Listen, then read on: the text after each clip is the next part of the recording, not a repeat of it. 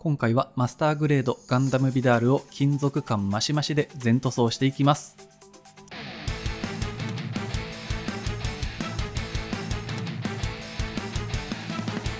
プラぼっち研究所。皆さんこんにちは。プラぼっち研究所のプラぼっちです。今日のキットはこれ、機動戦士ガンダム鉄血のオルフェンズよりマスターグレードガンダムビダールです。2025年3月22日発売で価格は6600円です。この動画の時点では発売したてのほやほやのキットになります。今回はこちらのキットを金属感マシマシで全塗装していきます。それでは開封していきましょう。オープン。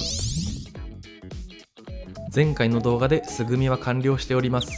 この鉄血のオルフェンズのマスターグレードのキット、フレームがめちゃめちゃかっこいいんですよね。外装がついている状態でもかなりフレームがむき出しの状態でメカ好きにはたまりませんね。このスライドギミックも素敵。やった！こちらを全塗装していくわけですが、動画での全体の流れとしては大まかに分解、下処理、内部フレームの塗装、外部装甲の塗装の順番に行っていきます。まずは外部装甲を外していきます。この外部装甲めちゃくちゃディティールが入ってるんですよね。墨入れしたら映えそうなので全体的に明るめの塗装をして黒の墨入れをしていこうかなと考えています。はい、外し終わりました。内部フレームは塊で塗装するのでこのくらいの分解にしておきます。前回こちらの素組みを行ったのですが、ニッパーでの2度切りのみの組み立てを行っていたので全体的にゲートの跡が若干残っております。まずは全パーツこちらをきれいに整えていきましょう。デザインナイフでカットしてヤスリの400番800番で丁寧に磨いていって、この通りヤスリをかけた後は目立ちますが塗装すれば消えるのでこのくらいで大丈夫です。途中で鉄ヤスリなんかも使っています。すべてのヤスリがけが完了。ちなみに3時間ぐらいかかっています。次に各所ディティールを彫り直しておきましょう。使用ツールはこちら、確かな品質切れ味抜群の筋彫り銅の BMC 高値 0.15mm です。既存のディティールに沿って軽い力でスーッと何度も彫り直していきましょう。私の筋彫りの仕方ですが、無駄な力が入らないように親指と薬指でつまんで横にスライドさせるようにやっています。人差し指は添えるだけです。ディティールを彫り直しておくことによって塗装でディティールが埋まってしまうことを防ぐことができます。墨入れがしやすくなるわけですね。このマスターグレードのビダールのキットに限らず、最近のキットは初めからディティールが結構深めに入っていて彫り直しがしやすいですね。ディティールの彫り直しが完了したら次はいよいよ楽しい塗装の時間です。まずは内部フレームの塗装を行っていきましょう。コンセプトとしては金属感マシマシにしたいので、まずガンメタサフを塗布していきましょう。使用塗料はガイアノーツのサーフェイサーエボガンメタに少しブラックサフを混ぜたものです。この塗料をまず塗るだけで一気にメカ感が出ます。奥がガンメタサフを塗布したパーツ、手前が未塗装です。渋い色になりましたね。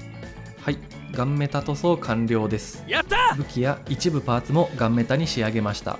続いて部分塗装でディティールアップしていきましょう。まずはこちらの動力パイプを色分けしましょう。使用塗料はクレオスの水性ホビーカラーのカッパー銅です。こちらを筆で塗っていきます。水性ホビーカラーですが、エアブラシを使うときは1対1くらいに希釈するのですが、筆塗りの場合は直塗りでいっています。仕上がりはこんな感じ。ケーブルの被膜を取ったら銅の網目になっていたりするのをイメージしました。続いてシリンダーの受けのパーツを色分けします。使用塗料はクレオスの水性ホビーカラーゴールドです。このシリンダー部分は鉄血シリーズのモビルスーツの特徴でもあるので、目に留まるようにキンキンにしていきます。仕上がりはこんな感じ。結構暗めのゴールドでいい感じです。足のパーツの成型色にゴールドのものがあるので、こちらも統一感を出すために同じく筆塗りしておきましょう。あとは今塗ったパーツと同じ形状のディティールが足のフレームにあるので、こちらもゴールドで筆塗り。腕のパーツにもワンポイントでゴールドを入れておきます。おっと、盛大にはみ出してしまいました。でも大丈夫。こちらのマジックリンを使えば下地のガンメタを侵食することなく水性塗料のみの拭き取りを行うことができます。続きましてさらに金属感を出すためにシルバーをドライブラシでのせていきましょう。使用塗料はタミヤのエナメル塗料シルバーです。こちらの塗料を筆に取ってキッチンペーパーで塗料を落とします。かすれるぐらいになったら筆先でパーツのホコリを払うような感覚でシルバーをのせていきます。仕上がりはこんな感じ。ディティールにメリハリが出たのと光加減によってギラリと光る感じがたまらないですね。はい、ドライブラシの工程完了です。まあこれらのパーツ、外装パーツを取り付けたらほとんど見えなくなっちゃうんですけどね。続きましてカメラアイを塗装していきましょう。こちらもともとクリアのパーツなんですが、クリアパーツって組み立てると結構暗くなっちゃうことが多いんですよね。なのでせっかく綺麗なクリアですが塗りつぶしちゃいます。まずはガイアノーツのアルティメットホワイトで光沢のあるホワイトにします。ちょっと希釈が緩くて下地のピンクがかなり見えちゃっていますが、これでいいです。そしてこの上にクレオスのムーンストーンパールを吹き付けていきます。光が当たると真珠のように輝いて美しいですね。最後にガイアノーツの蛍光ピンクを吹き付けてカメラアイの塗装完了です。下地がクリアではなくなってホワイトパールの下地になっているので、光が当たると反射してピンクがより一層際立ちます。はい、これにてフレームの塗装完了です。よくできました。外装をつけたら見えなくなっちゃうので、まずはフレームだけで組み立ててみましょう。ボチーン回しましょう。いやー、かっこよすぎじゃないか。これだけでも売っていいレベルですよ。これはゴールドとカッパーが結構似た色になっちゃいましたが、まあよく見たらわかるっていう間違い探しもあっていいんじゃないでしょうか。さあ続きまして外部装甲のパーツを塗装していきます。完成イメージとしてはマットキャンディー塗装のような感じで、塗膜の中で怪しく光るようなものを作り出せたらと思っています。ということでまずは全てのパーツをブラックで塗っていきます。使用塗料はおなじみガイアノーツのサーフェイサーエボブラックです。これを塗布しておくことによってプラモの引きをごまかせたり、この後のシルバー塗装でグラデーション表現を行うことができます。全てのパーツが真っ黒になりました。続いてブラックの上にシルバーを重ねていきます。使用塗料はガイアノーツよりスターブライトシルバーです。以前のザク2のキャンディー塗装ではクレオスのウルトラシルバーを使ったのですが、そちらよりも輝きが控えめなものになります。これをグラデーションを意識しながら塗布していきます。グラデーションのコツは地部分に下地のブラックが残るようにといった感じですね。現在のハンドピースのノズルが 0.3mm のものなんですが、グラデーションをバチバチにかけるならもう少し口径の小さいものの方がいいかもしれませんね。はい、シルバー塗装完了です。やった！さあお待ちかね、メインカラーのブルーを塗装していきますよ。使用塗料はこちらビダールの張り紙の貼ってあるこれです。今回調色しましてクリアブルーにクリアパープルを混ぜていい感じの色にしました。こちらを塗布してみるといい、この淡いブルーがいいですよね。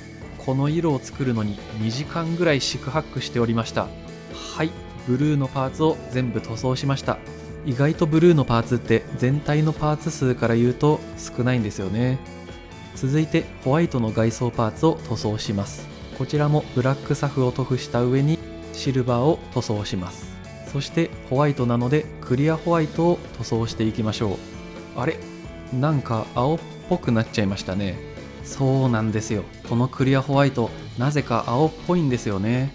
アルティメットホワイトのような強力なホワイト塗料を使おうと思ったのですが、発色が良すぎて悪目立ちするかなと思ってこちらのクリアホワイトをチョイスしてみたわけです。塗装工程も終盤、ダークグレーの外装パーツを塗装します。こちらもブラックサフとシルバーの塗装は同じです。シルバーに塗ったパーツたちですが、これだけでもめちゃかっこいい。続いてグレーに仕上げるためにガイアノーツのクリアブラックを塗装していきます。このクリアブラックの塗料ですが、他のクリアと比べて全然発色しないんですよね。なので結構重ね塗りする必要があります。塗っていないものと比べるとこんな感じ。下地のシルバーがブラックから透けていて美しいですね。おっと、バーニアの塗装を忘れておりました。こちらはブラックサフの上にメタリックレッド、クリアレッドと重ね塗りを行いました。こちらはメタリックレッドじゃなくてもシルバーでも全然構いません。レッドを発色させるための時間短縮です。すべての色分け塗装が完了しました。ここまではキャンディー塗装の手順と全く同じですね。この後にトップコートを吹くので、この状態はここで見納めです。続きまして、墨入れとマーキングシールによるディティールアップを行っていきます。まずは墨入れ。タミヤの墨入れ塗料ブラックを使います。毛細管現象を利用してディティールに塗料を流し込んでいきます。ここで理科が役に立つとは。十分に乾燥したらはみ出した箇所をエナメル溶剤で拭き取っていきます。この動画を見てガンプラの墨入れを始める人はいないとは思いますが、素のプラスチックにエナメル溶剤を使うときは気をつけてください。私は過去に溶剤をドバドバ使っていたらプラスチックが砕けました。私のリアルグレードガンダムが。次にマーキングシールを貼っていきます。本音を言うと付属のシールは結構厚みがあったりシールの余白があったりで貼った時の段差が目立つのであまり好きではありません。でも専用のデザインだからやっぱりかっこいいんですよね。なので今回は付属のマーキングシールを使っていきます。まずなるべくシールを貼っている予感をなくすためにシール余白をデザインナイフでカットしていきます。やり始めたら結構途方もない作業になってしまいましたが、普段から米粒に塩粒をピンセットで乗せるような仕事をしているためノーダメージです。そしてこちらがマーキングシールを貼ったパーツですね。光を当てるとシールと塗膜の表面の違いや若干段差が目立ちますね。これをいい感じにするために全パーツにトップコートを塗装していきます。使用塗料はガイアノーツの半光沢クリアです。フッ素が入っているようですが効能は不明です。これをさささーっと吹きつけまして、どうでしょう。シールと塗膜の表面が均一になり段差も目立たなくなりましたね。はい、トップコート完了。一部のパーツは艶消しにしております。本体の外装パーツを並べてみました。失敗した。地面も同じような色のところに並べてた。並べ直しで1時間ぐらいかかりそうなので組み立て工程に行きましょう。まずは頭部パーツ。めちゃめちゃ悪そうな顔してますね。元からディティールもしっかり入っているので少し墨入れするだけで結構際立ちますね。カメラアイの部分もアンテナの影に埋まることなくしっかり発色できていい感じです。次に胸パーツ。光に当てると鈍く輝いているのがたまりません。表もかっこいいですが裏面もバチバチに機械って感じでもうターミネーターみたいですね。そしてこのスライドギミック、もうこれストレス解消グッズになるわ。次に腕パーツ。ここが一番マーキングシールが多いのですが全な感じに溶け込めたんじゃないかな。部分塗装で入れたゴールドやブロンズもいい味出してます。腕は二重関節でシリンダーのスライドギミックもあります。続いて足パーツ。これがガンダムの足か。ジークアクスといい最近のガンダムの足はスタイリッシュですね。この機動力高そうな前後のバーニアがかっこいい。足にももちろんシリンダーのスライドギミックありです。そして腰パーツ。このサーベルが収納してある鞘が特徴的ですよね。そして私の好きなポイント、こういう外装パーツから内部パーツがチラ見えしている部分、これめちゃめちゃかっこいいし組み立てる時に気持ちいいってなりますよね。最後にバックパック。なんかスター・ウォーズにこんな乗り物あったよね。それはさておき、一枚板のパーツグラデーション塗装がいい感じに決まっています。このピンクのタービンみたいな部分もエネルギーを感じますね。はい、私の小学生並みの感想は置いておいて合体しましょう。まずは胸に腕のパーツを取り付けガチャコーン。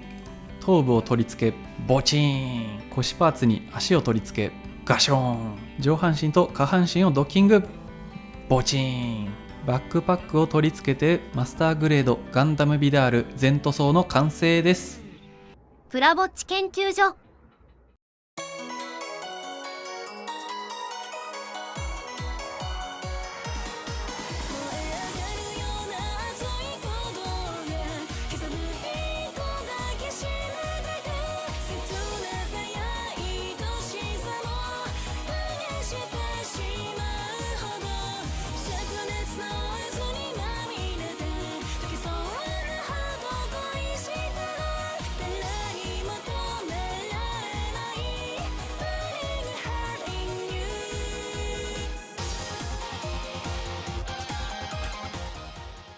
はい、いかがでしたでしょうか。